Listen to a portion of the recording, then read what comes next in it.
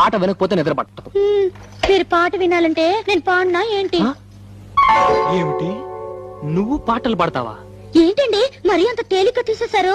మా ఆశ్రమంలో ఫంక్షన్లు జరుగుతున్నప్పుడు పెద్ద పెద్ద వాళ్ళు వచ్చినప్పుడు నా చేతే పాటలు పాడించేవారు.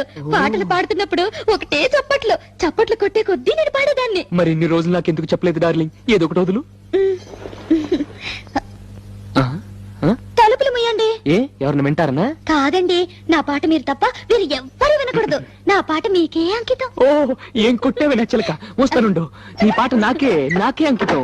ఓకే, ఏది పాడు.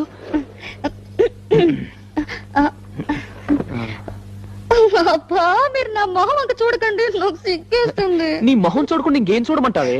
మీరు వెనక్కి తిరగండి. నా దగ్గర ఎందుకు సిగ్గు? మీరు వెనక్కి తిరుగుతాను, నా పాడతాను. ఓకే ఓకే ఓకే, నా వీపు చూసి పాడు. పాడు. ఆహా. దేవుడా